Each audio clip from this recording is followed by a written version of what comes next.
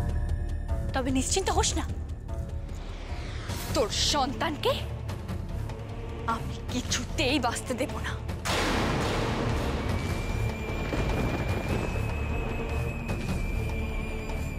এরপর আমি একেবারে একটা মোক্ষম চাল চালবো।